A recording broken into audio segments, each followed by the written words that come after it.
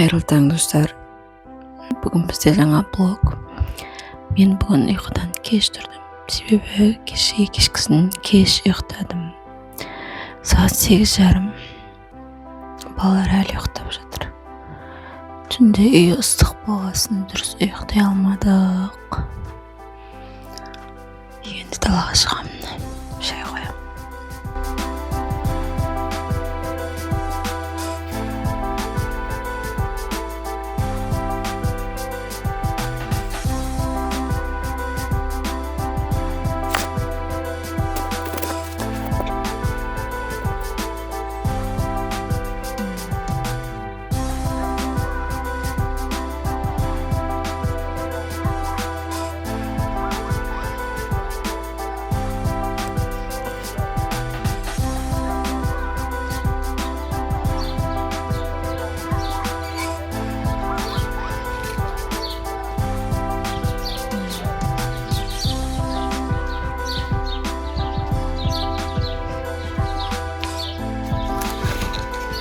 Мен осылай ақша жинап бастадым. Негізі мен ақша жинауды мүлде білмейтін тұғым.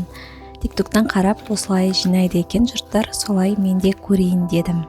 Бүгінгі түскен ақшалар мынау. Және сызып қоямын қанша ақша бар екен.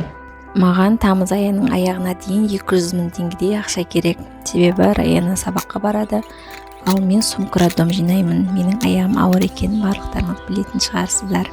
Мен бұл жерде үйде духовка жоқ болғандықтан газға нан пісірейін дедім. Негізі нанды сатып алып отырғанбыз, бірақ қолдың нанын жегім келіп, осылай тиктоктан қарап нан пісіріп жатырмын. Бұл енемнің қалың тапасы, соған газға қойдым да осылай пісірдім. Екі жағынан аунатып 20 минуттан әдемі болып шықты. Сіздерде егер үйде духовка жоқ болса және үй ысып кететін болса, осылай жасап көріңіздер. Менде негізі духовка бар, бірақ ол үйде тұр, 2 пештік духовка, сондықтан маған ол сәйкес келмеді. Үйде тұрғандықтан бір жағынан үйіміз ысып кетіп тұрды. Бізде 40 градус ыстық болғандықтан болмайды үйге. Тапамыз қатты қызғаннан кейін астын жайлап басып қоямыз. 20 минут өткеннен кейін асты осылай қызарады. Қызарғаннан кейін екінші бетін аунатып 20 минут пісіріп аламыз. Сонда нанымыз әдемі болып пісетін болады.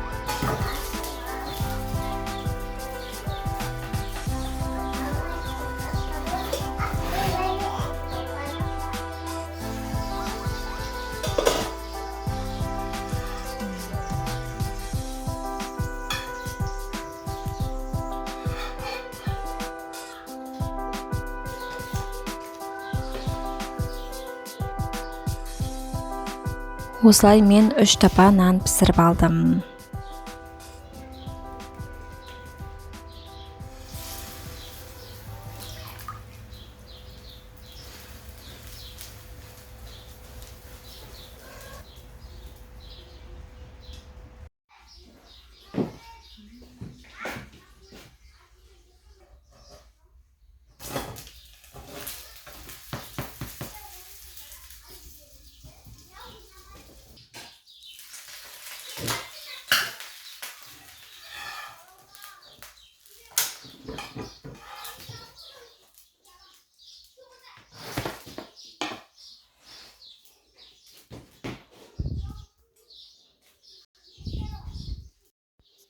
Негізі пісіргеннен кейін ортасы шикі бола ма деп қатты қорыққанмын, бірақ олай болмай шықты.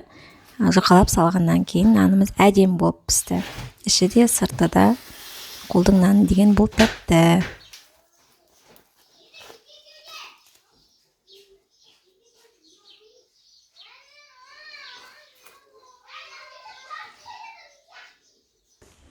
Жалпы жаз айында бізде күн қатты ыстық болады, сол себептен балаларды осылай киіндіреміз, шашын тақырлап аламыз. Ішіне майка, труси және аяғында тапшығы. Осылай жүреді. Умар, хорошо ма? Бізде сағат таңғы 10:30. Күн деген 35 градус болып ыстық болып тұр.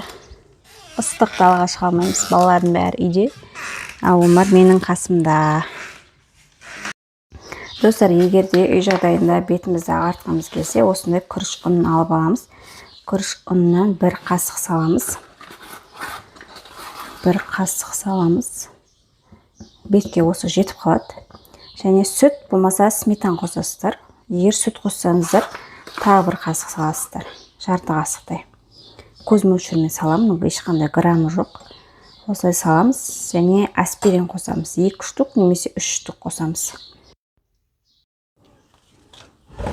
Сүт қосамын. Кішкентай ғана болады осы. Қоймалжың болады консистенциясы. Және аспирин қосамыз. Менде үйде бары осы аспириннің. 3 штук қалған екен. Негізі 5 штукқа дейін қосуға болады, бірақ егер теріңіз құрғақ болатын болса және қатты сезімтал болатын болса, онда 3 штук, 2 штук жеткілікті болады. Менің терім құрғақ, сондықтан мен 3 штук аспирин қосамын.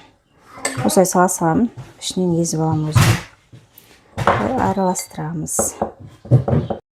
Маскамыз дайын. Бұл масканы мен кешкісін жағамын. Осындай қоймалжың болу керек консистенциясы. Сонда бетке әдемі болып жағылады.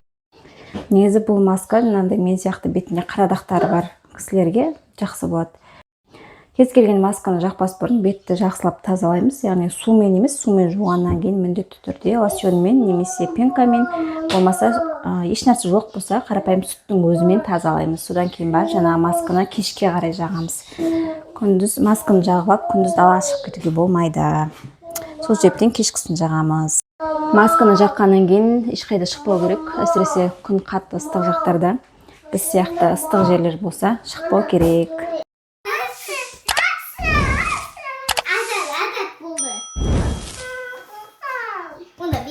Және кешкісін осылай күн батқаннан кейін барып есіктің алдын жайлап сыпырып аламыз.